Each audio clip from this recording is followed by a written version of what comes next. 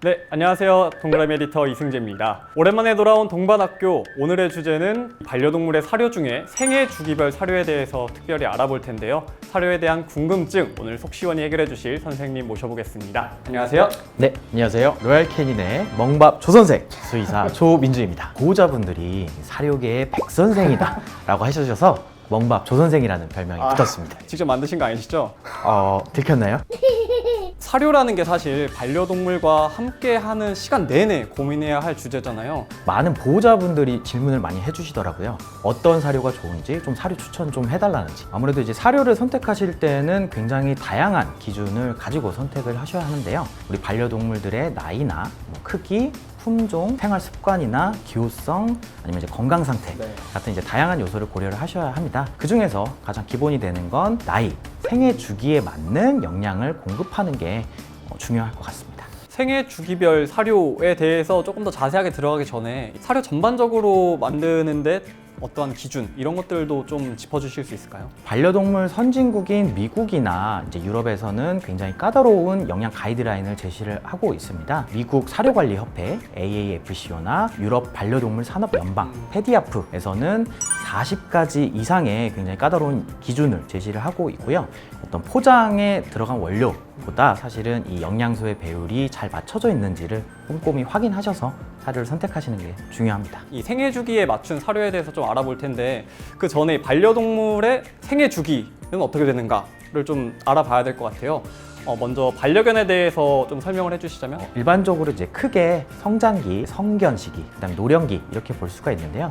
일단 출생 직후부터 4주까지 신생아기라고 볼 수가 있는데요. 어미 강아지의 모유를 잘 먹을 수 있도록 잘 관리를 해주시는 게 중요하고요. 그리고 이제 4주 이후에는 이제 이유기, 치아도 나기 시작하고 모유에서 사료로 이제 전환하는 시기입니다. 이유기 때 사료 같은 경우에는 처음에 초유를 통해서 엄마 강아지로부터 이제 항체를 충분히 받지만 성장하면서 이 엄마로부터 받은 항체는 점차 감소하고 스스로 항체를 만들어내기 시작하거든요. 근데 아직 충분하게 만들어내지 못한 시기 때는 질병에 굉장히 취약하기 때문에 비타민 C나 E 같은 항산화제나 혹은 베타카로틴, 베타글루칸 같은 그런 이제 면역력 발달에 도움이 되는 성분을 섭취하는 게 굉장히 중요하죠. 방금 뭐 베타카로틴 이런 거 말씀하시는데 진짜 전문가스러운 느낌의 전문가 맞습니다. Professional. 8주 이후에는 굉장히 빠르게 성장하는 그런 시기입니다.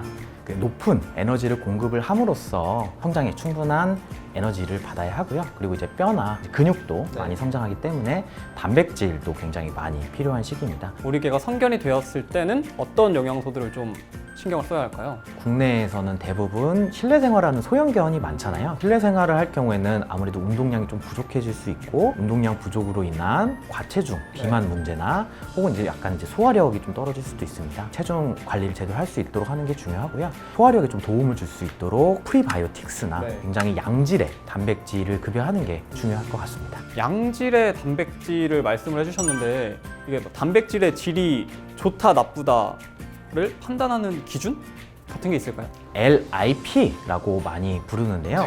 Low Indigestible Protein. 이 약자입니다. 또 전문적인 모습.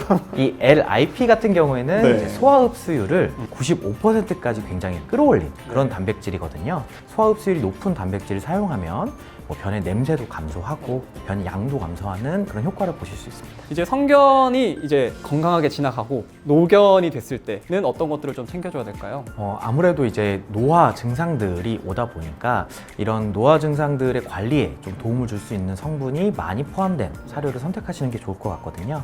예를 들면 오메가 지방산이나 혹은 이제 다양한 항산화제, 비타민 C나 E 같은 그런 성분들이 많이 포함되면 좀 노화 관리에 좀 도움을 받을 수가 있고요. 강아지들의 경우에는 뭐 이제 소형견, 중형견, 대형견마다 좀 노화가 오는 속도도 다르고 성장 속도도 다르다고 하더라고요. 네, 맞습니다. 그 소형견이냐 혹은 중형견, 대형견이냐에 따라서 이 성장이 완료되는 시기도 차이가 나거든요. 이제 그렇기 때문에 그 성장기를 제대로 확인을 하셔서 급여를 하시는 게 굉장히 중요할 것 같고요. 수명 역시 이 반려견의 크기에 따라서 좀 차이가 있거든요. 대형견일수록 좀 더 노화가 빠르고 그래서 좀 더 빨리 관리가 필요하다라고 말씀드릴 수 있을 것 같습니다.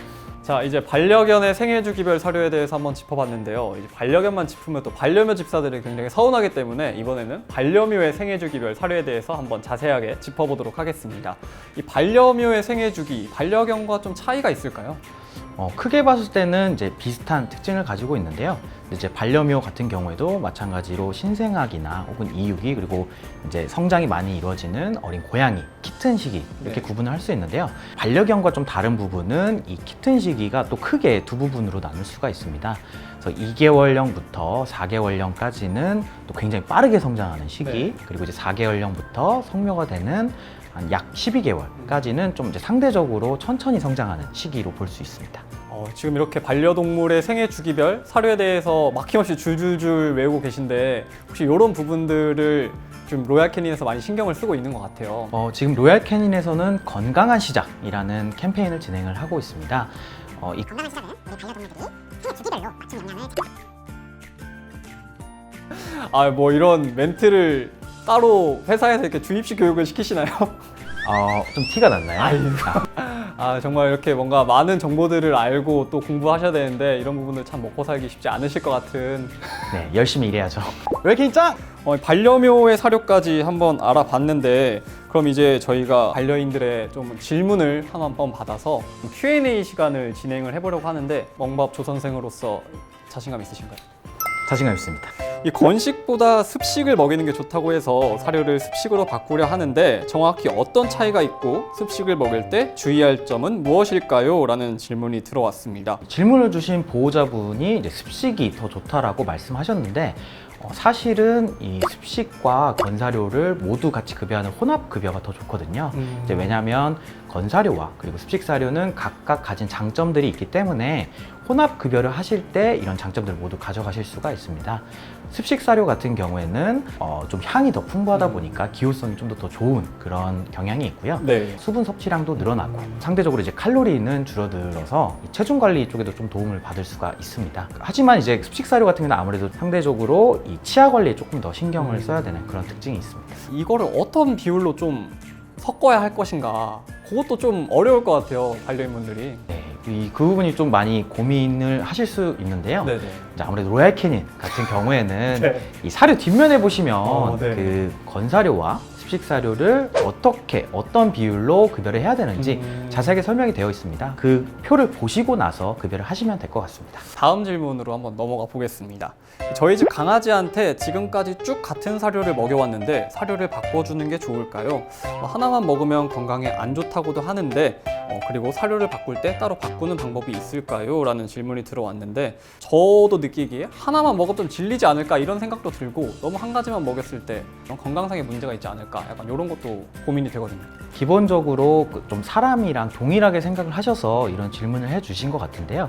이제 반려견이나 반려묘 아이들은 사람이랑 달리 이 맛을 느끼는 미각 세포의 수도 네. 10분의 1 정도로 굉장히 적기 때문에 맛보다는 향이나 이런 다른 요소로 또 기호성의 차이를 보이고 있고요.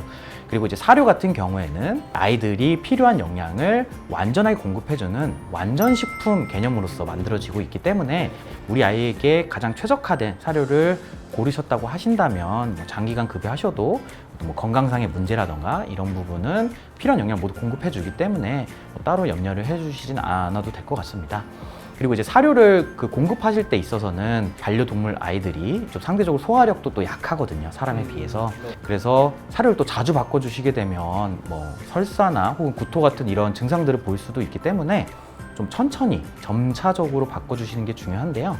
한 일주일 정도 좀 시간을 두셔서 뭐 기존 사료와 그리고 새로 바꿀 사료를 비율을 조금씩 조정하는 그런 방법으로 사료를 교체해 주시면 좀 더 자연스럽게 아이들이 문제 없이 쉽게 전환할 수 있을 것 같습니다. 사실 반려인들은 좀 이제 걱정이 되다 보니까 또 우리의 영양제라도 먹여야 되는 게 아닐까 뭐 하면서 뭐 유산균도 먹이고 오메가3도 먹이고 이런 걸 많이 먹이더라고요. 근데 사실 이런 것들을 주는 게 정말 도움이 되는 건지. 일반적으로 이제 건강에 특별한 이상이 없는 건강한 상태라면 사료를 통해서 모든 영양소를 섭취를 할 수가 있습니다. 네. 사실 영양제를 따로 먹이지 않아도 충분한 영양을 공급받으실 수 있는데요.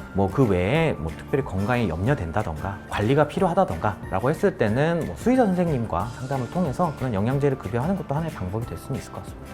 네, 오늘 이렇게 반려동물의 생애 주기에 맞는 사료에 대해서 알아봤는데 좀 뭐 아쉬운 건 없으신가요? 이 짧은 시간 내에 또 많은 걸 설명하라고 하니까 네네. 약간 중구난방적으로 얘기를 한 부분이 있는 것 같은데 네네.